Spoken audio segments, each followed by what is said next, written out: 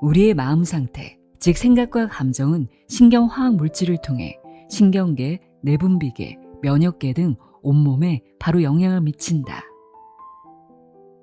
생각을 밝게 바꾸고 상상으로 자신의 건강한 상태를 계속 경험하면 건강한 몸과 마음으로 변화한다.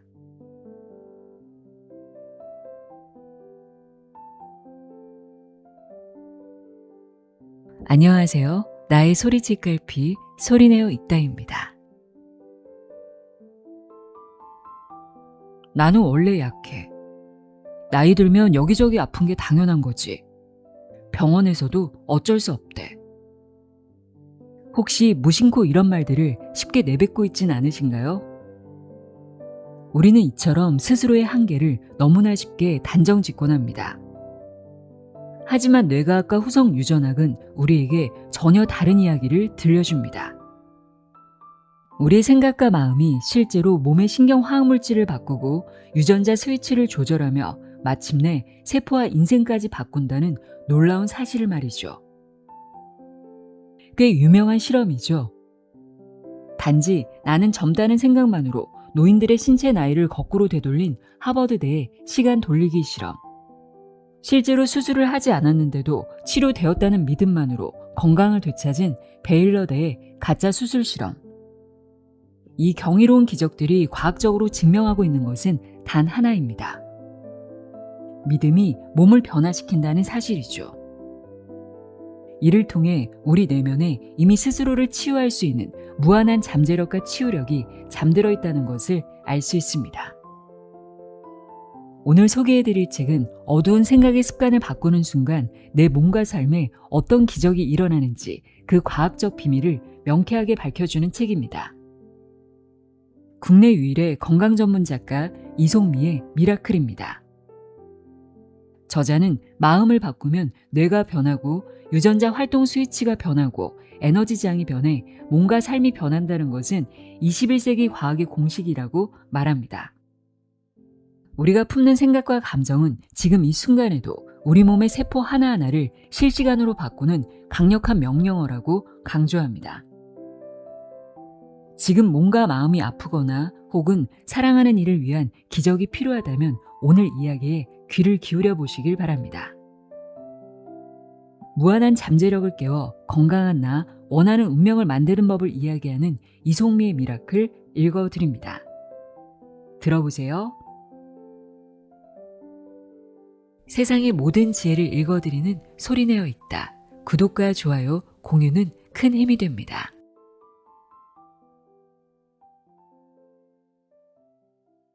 우리의 무한한 치유력과 잠재력. 하버드대학교 시간 돌리기 실험. 일주일에 20년 젊어진 노인들의 비밀. 20년 전으로 돌아가서 젊어졌다고 생각하고 지내세요. 생각을 바꾼다면 생체시계를 거꾸로 돌려서 젊어지는 것도 가능할까? 답은 놀랍게도 가능하다이다.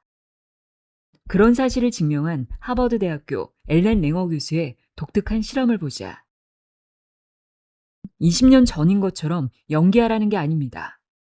가급적 진심으로 그때의 자신으로 돌아가서 일주일간 생활하는 것이 이번 실험의 과제입니다. 뭐라고요?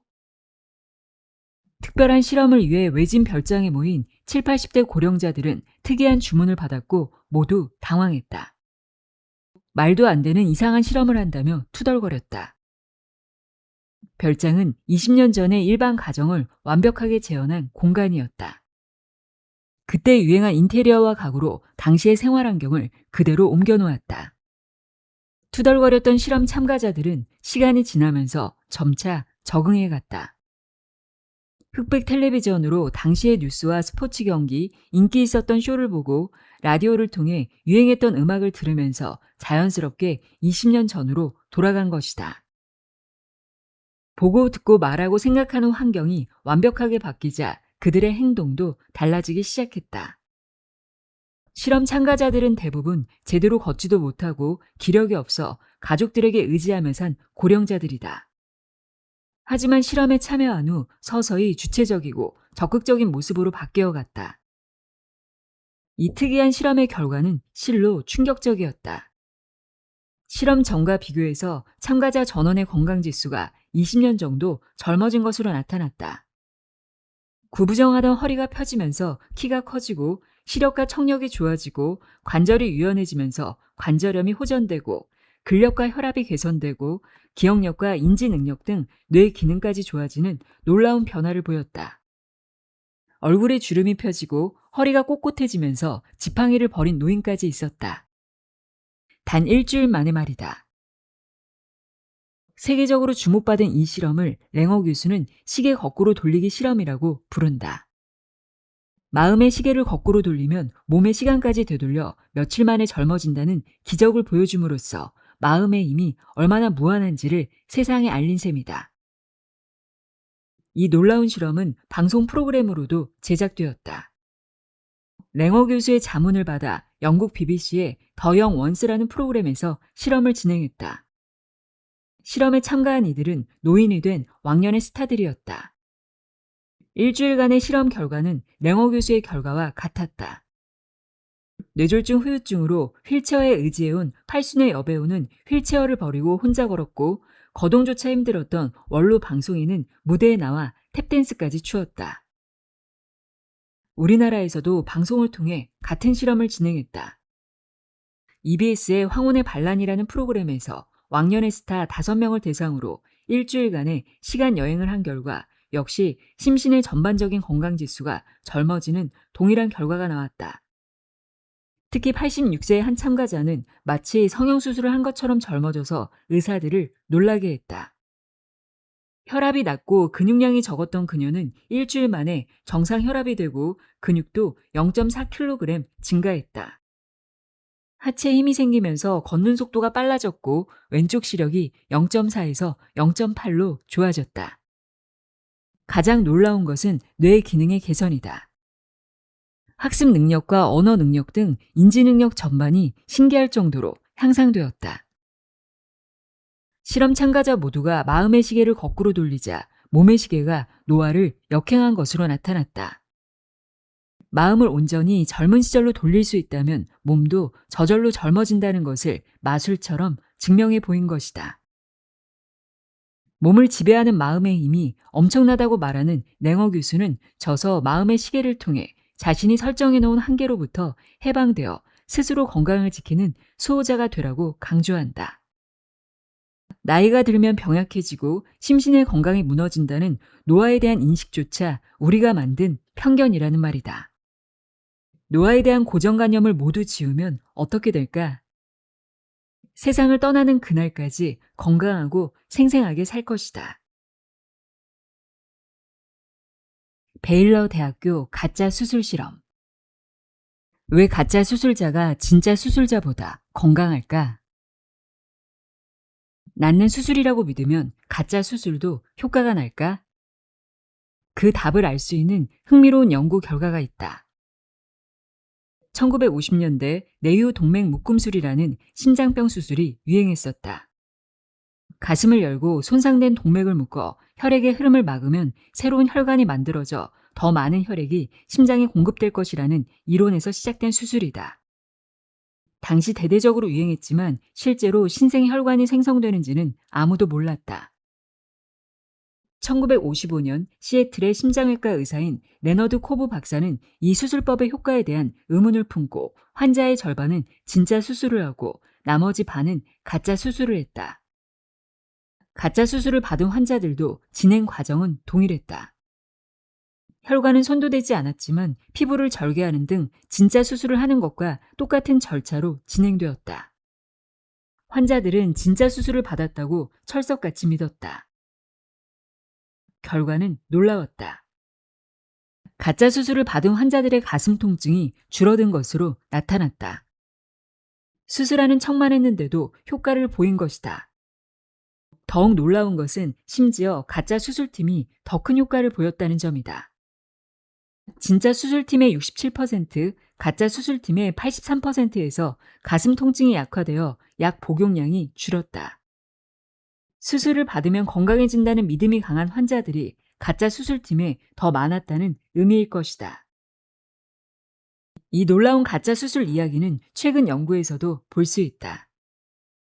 2002년 베일러 대학교 의과대학 브루스 모즐리 박사는 무릎 통증을 호소하며 제대로 걷지 못하는 고령의 환자 180명을 대상으로 무릎 연골의 괴사 조직을 제거하는 진짜 수술과 가짜 수술을 실시했다. 가짜 수술이지만 진짜 수술과 똑같은 절차로 진행되었고 환자들은 그런 사실을 전혀 몰랐다. 결과는 50년 전의 심장병 수술 때와 같았다. 수술 후 환자들은 대부분 통증이 줄었다고 답하며 정상적으로 걸었다.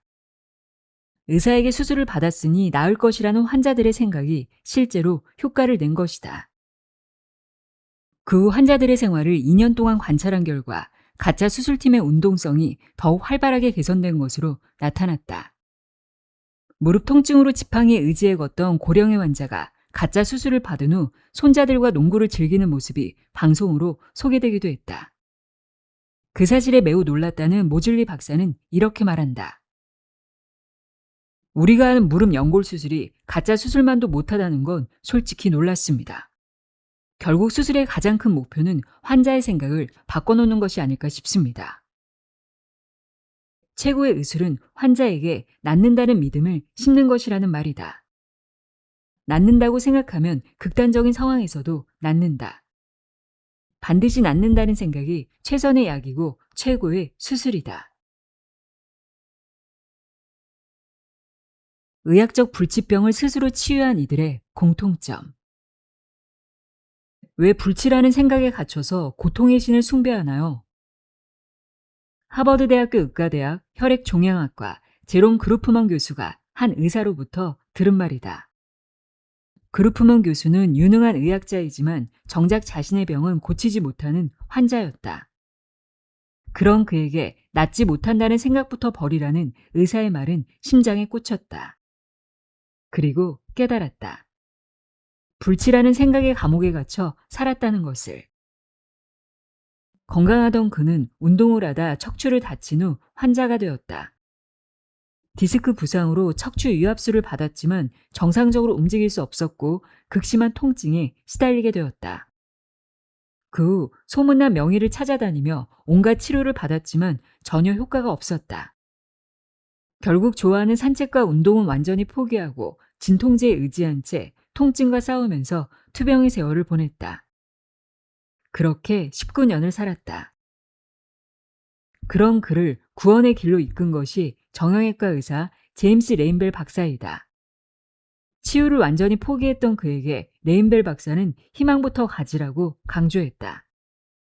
나을 수 있다고 말하는 의사를 만난 것은 처음이었다. 그 희망의 말은 번개처럼 머리를 깨웠다. 더욱 놀라운 것은 그 순간 바로 극심하던 통증이 줄어들기 시작했다. 낫는다는 신락 같은 희망을 품었을 뿐인데 통증이 약해지는 것이 신기했다. 마음의 변화가 몸의 생리작용을 순식간에 바꾼다는 것을 자각했고 희망이 자신의 병을 치유할 수 있음을 깨달았다. 그루프먼 교수는 반드시 낫는다는 희망을 품고 재활운동을 시작했다.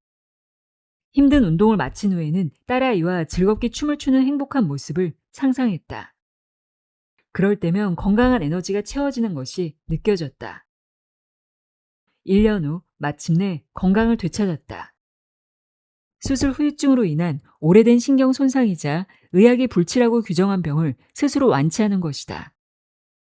그 후 희망의 생리작용을 과학적으로 밝혀 환자들에게 희망을 처방하는 의사로 활동하고 있다.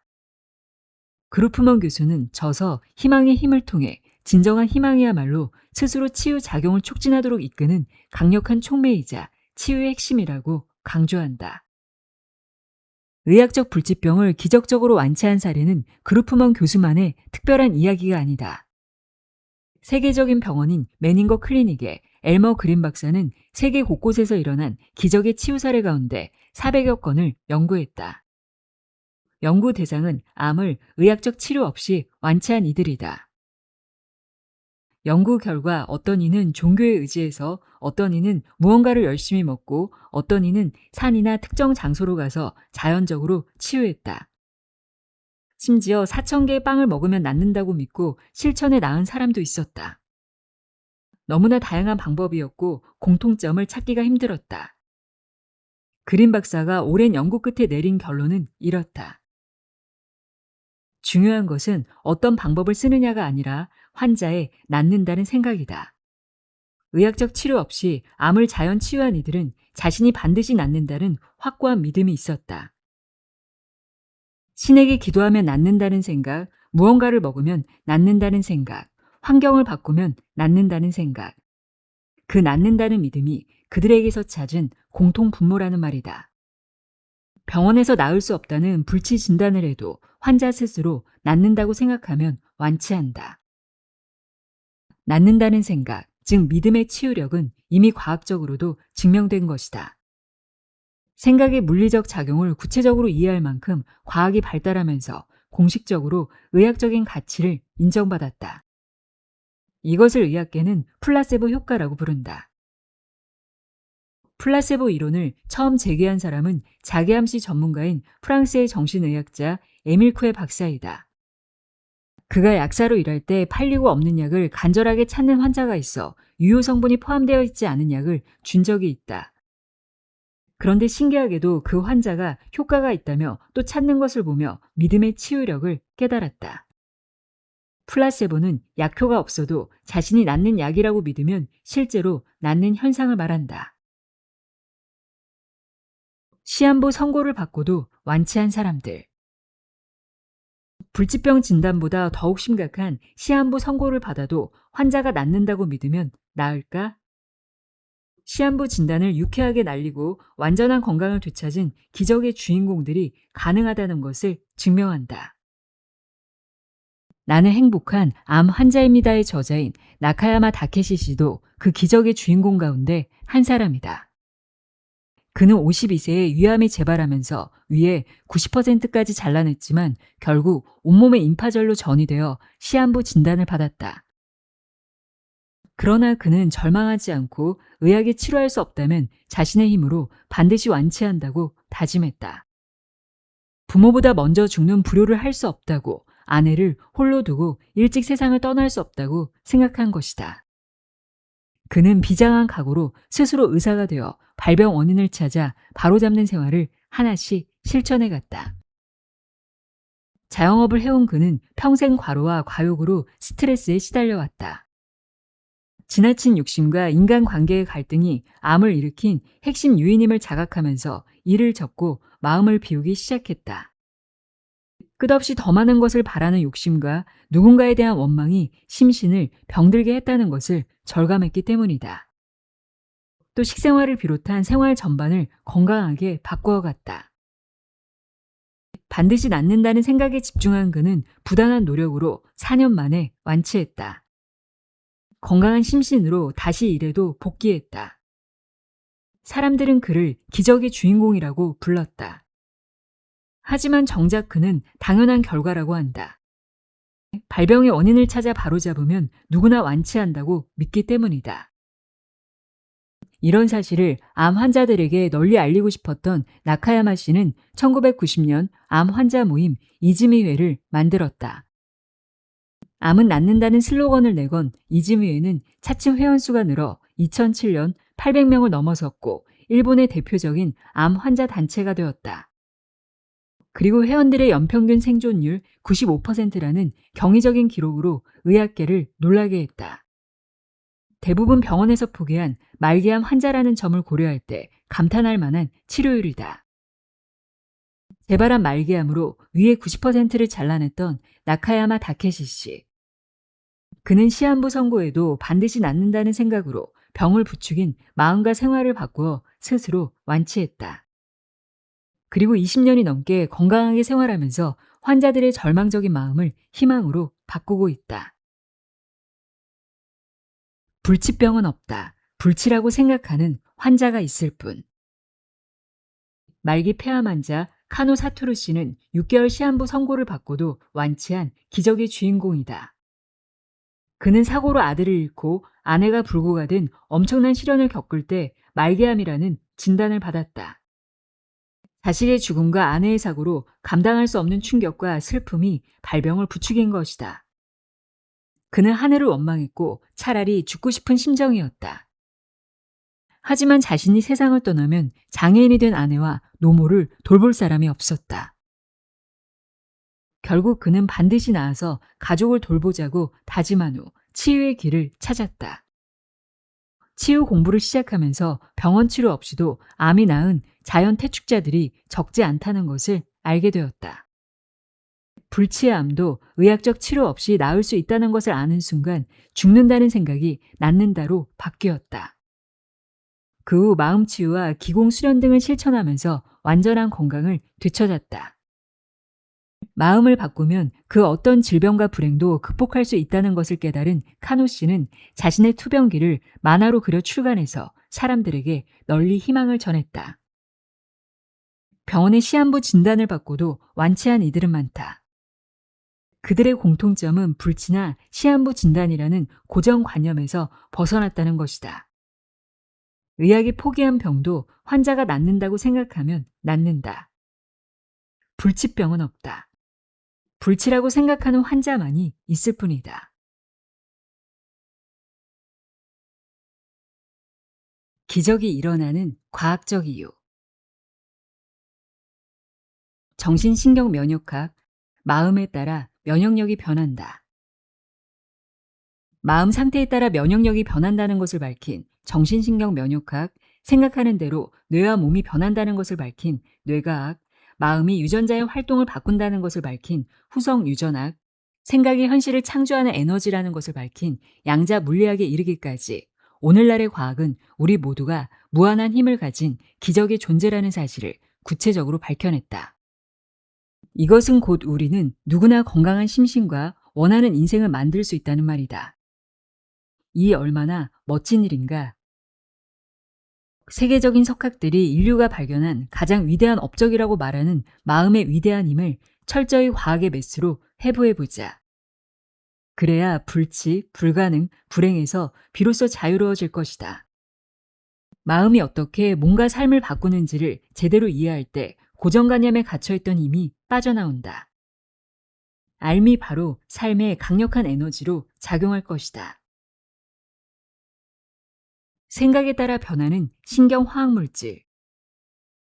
몸과 마음이 하나로 연결되어 있다는 것이 본격적으로 알려진 것은 1970년대 방대한 양의 신경 전달 물질과 신경 펩타이드가 발견되면서부터다.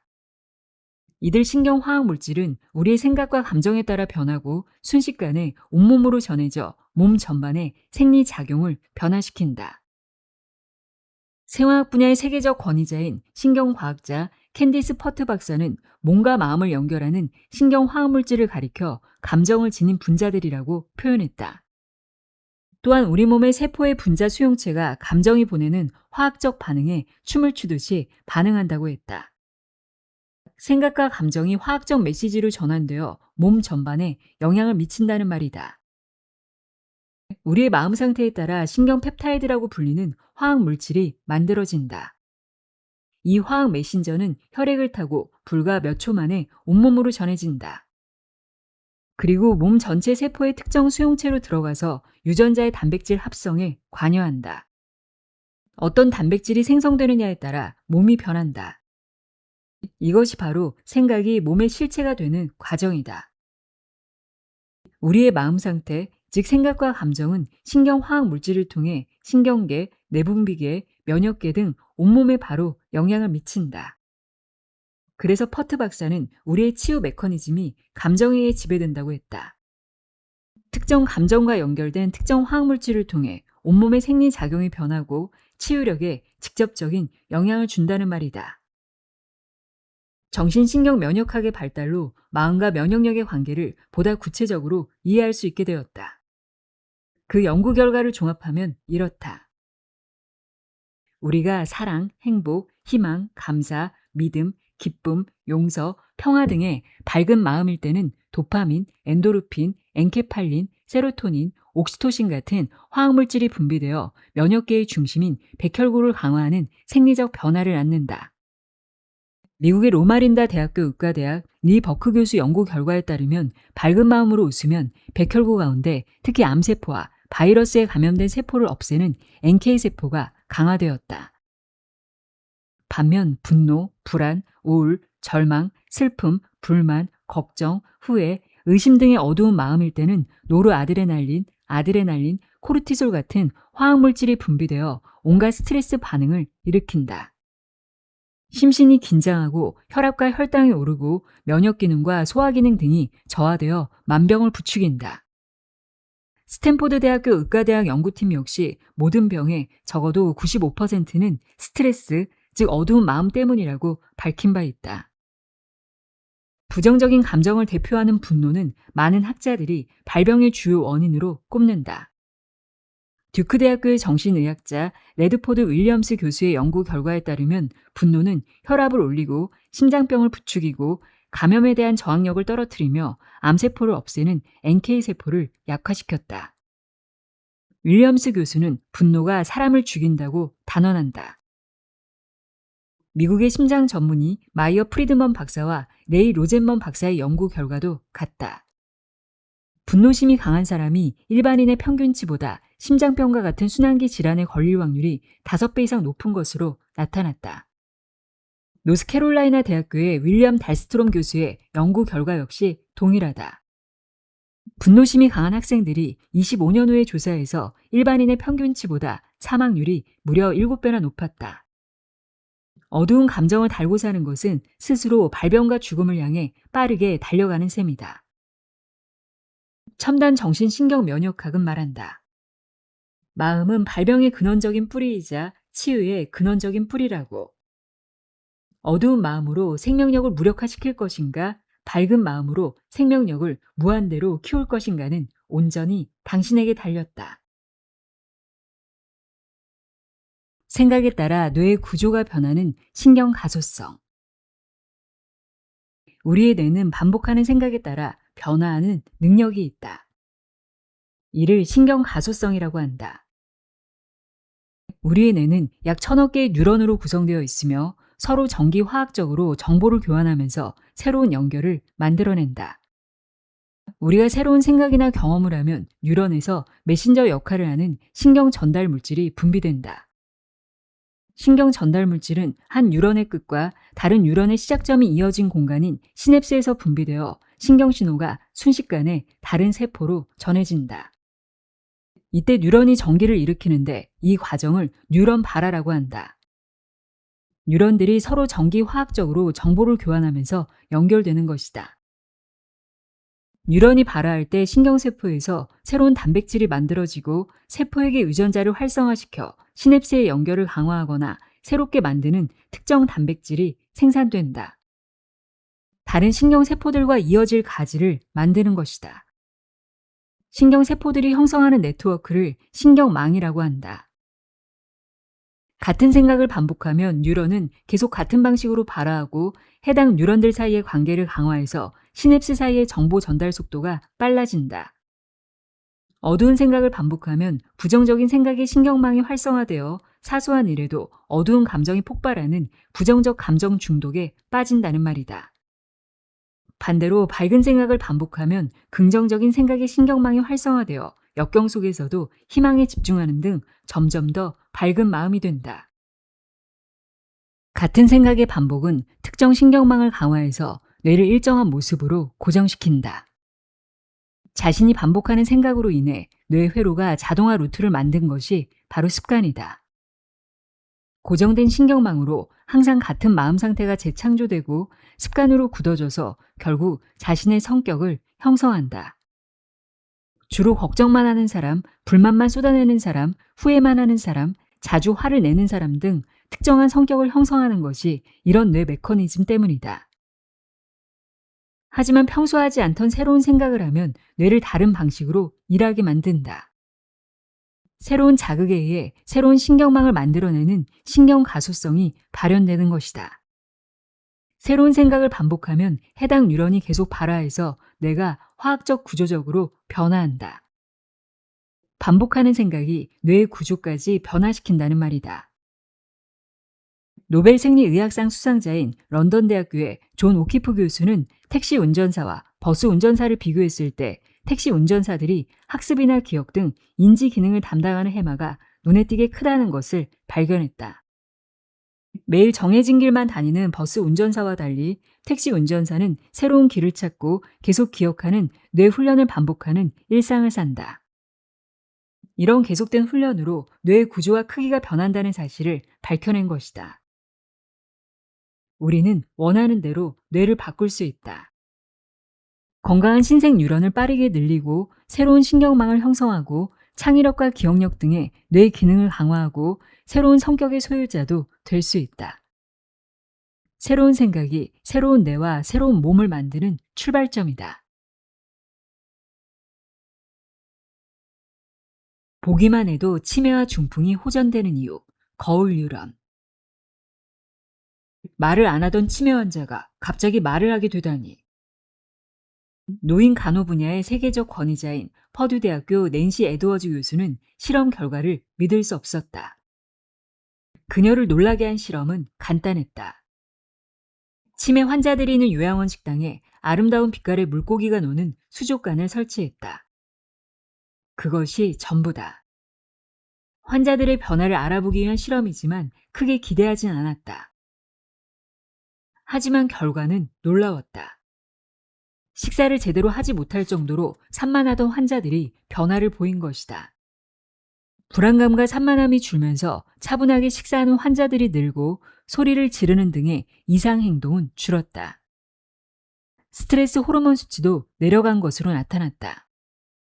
평소 말을 전혀 하지 않던 환자가 교수에게 먼저 다가와서 말을 건네기도 했다. 수족관의 물고기가 몇 마리인지 세어봤어요. 수족관 하나가 무기력한 치매 환자의 관심을 끌고 머리를 써서 숫자를 세고 말을 하게 만드는 엄청난 변화를 만들었다. 단지 움직이는 예쁜 물고기를 본 것뿐인데 말이다. 수족관에서 활기차게 움직이는 물고기를 보는 것만으로도 환자에게 그 역동적인 에너지가 전해진다는 의미다. 활기찬 움직임을 보면 혈액순환이 원활해진다. 비슷한 연구가 더 있다. 애완동물요법의 세계적 권위자인 퍼듀 대학교의 앨런 백 교수는 고혈압 환자를 대상으로 수족관에서 자유롭게 노는 물고기를 지켜보게 한 후 혈압을 측정했다. 그 결과 혈압이 모두 내려간 것으로 나타났다. 자유롭게 움직이는 물고기를 보면서 환자들의 혈액 흐름도 원활해진 것이다. 이것은 곧 내가 보는 대로 몸이 반응한다는 것이고 무엇을 보느냐가 치유에 영향을 미친다는 것이다. 이 사실은 임상 일선에 있는 의사들에 의해서도 속속 증명되고 있다. 뇌졸중 재활 분야에서 세계적으로 손꼽히는 병원인 독일 슐레스비 홀슈타인 병원 연구팀은 중풍 환자를 대상으로 시각 실험을 실시했다. 제대로 움직이지 못하는 중풍 환자에게 자유롭게 움직이는 건강한 사람들의 일상을 4주간 지켜보게 했다.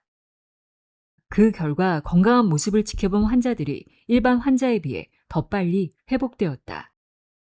자기공명 영상 MRI로 뇌를 촬영한 결과 실제로 그들의 손상된 뇌의 지도가 빠르게 재생되고 있었다. 비록 자신은 움직일 수 없지만 건강하게 움직이는 사람을 보는 것만으로도 치유에 도움이 된 것이다. 그렇다면 그 반대의 경우, 즉 어두운 모습을 보면 어떨까? 독일 함부르크 대학교의 피부과 마티아스 아우구스틴 교수는 피부병의 일종인 입술 헤르페스에 잘 걸리는 사람을 대상으로 한 그룹에는 꽃, 푸른 초원 등 긍정적인 이미지를, 다른 그룹에는 음식물 쓰레기, 죽은 파리 등 부정적인 이미지를 보여주었다. 그 결과 어두운 사진을 본 이들의 40%가 헤르페스 물집이 악화되고 혈중 염증 수치가 올라갔다. 밝은 사진을 본 이들은 별다른 이상이 없고 혈액 수치도 정상이었다. 부정적인 사진을 보는 것만으로도 부정적인 감정을 일으키고 곧 병을 키운다는 것이 아우구스틴 교수의 결론이다. 보이는 것을 모방하는 뇌세포, 거울 뉴런. 단지 보기만 해도 병세가 달라지는 것은 우리 뇌에 보는 것을 모방하는 신경세포인 거울 뉴런이 있기 때문이다. 거울 뉴런이 처음 발견된 것은 세계적인 신경심리학자인 지아코모 리졸라티 교수의 원숭이 실험을 통해서다. 다른 원숭이가 바나나를 먹는 모습을 본 원숭이의 뇌 안에서도 실제로 바나나를 먹을 때 사용하는 뉴런이 움직인다는 것을 발견했다. 이후 사람을 대상으로 한 실험에서도 같은 결과를 얻었다. 타인의 움직임을 관찰하는 동안 기능성 자기 공명 영상 fMRI로 실험 참가자들의 뇌를 촬영한 결과 실제 자신이 움직인 것처럼 관련 뇌의 영역이 활성화되었다. 행동이 아니라 단지 사진 한 장을 통해서도 영향을 받는다. 웨일스 대학교의 임상 및 인지신경과학연구센터의 연구 결과에 따르면 세계적인 축구 선수인 베컴의 사진을 보는 것만으로도 다리 근육을 관장하는 뇌의 영역이 활성화되었다. 운동선수의 사진을 보기만 해도 어느 정도 운동 효과를 낸다는 말이다. UCLA 신경과학자 마르코 야코보니 교수는 보다 방대한 거울 뉴런 실험을 통해 내가 보는 대로 뇌가 활성화된다는 것을 다양하게 증명했다.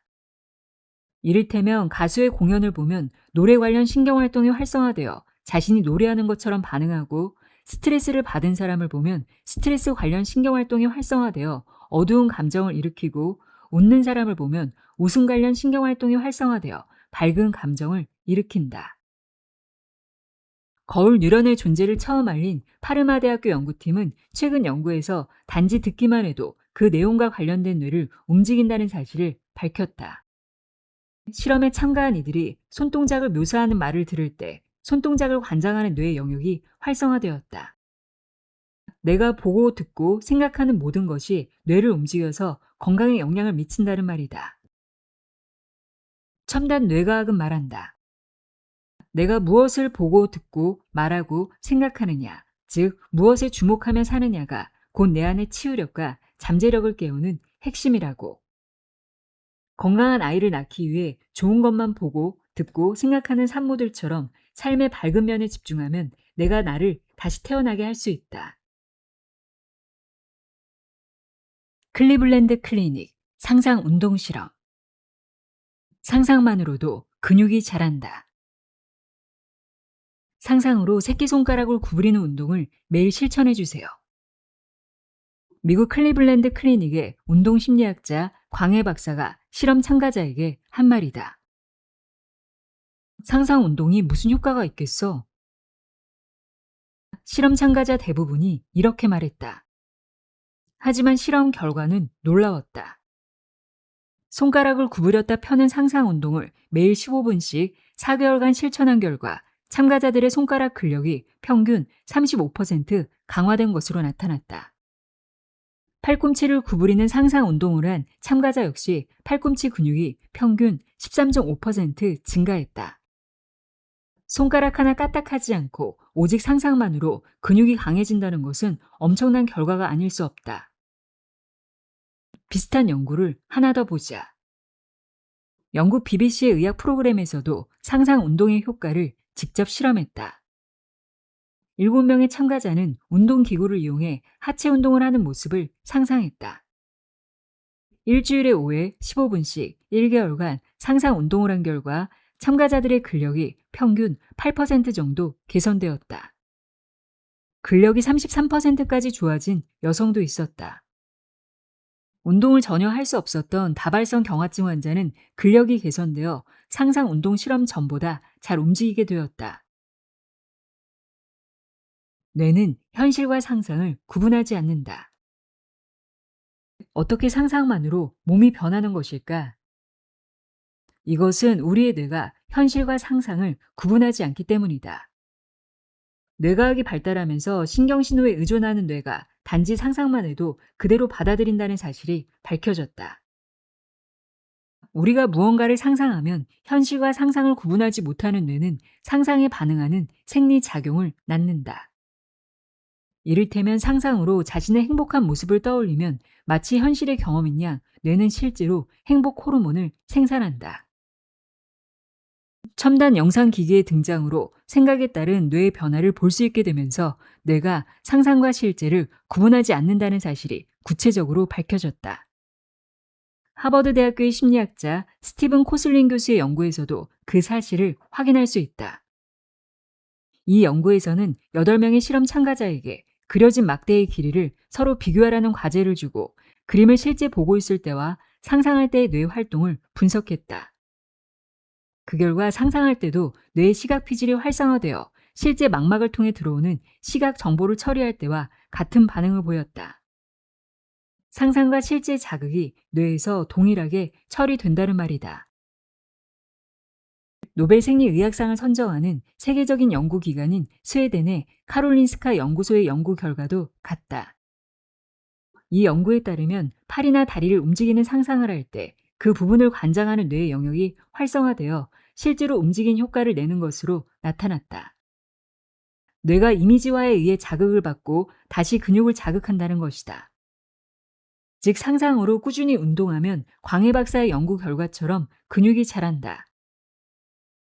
첨단 뇌과학의 놀라운 연구 결과가 아니어도 우리는 상상만으로 몸이 변한다는 것을 일상 속에서 경험한다. 레몬을 먹는 상상을 하면 입안에 침이 고이고 공포 영화의 한 장면을 상상하면 소름이 돋고 면접처럼 긴장된 상황을 상상하면 실제로 심장이 빨리 뛴다. 단지 상상만으로도 몸이 변한다는 것은 21세기의 과학 상식이다. 상상 치유의 과학적 근거가 명확하게 밝혀진 셈이다. 상상으로 무한한 치유력과 잠재력을 깨우는 것은 특별한 이들의 특이한 능력이 아니다. 우리 모두가 가진 뇌의 일반적인 기능이다.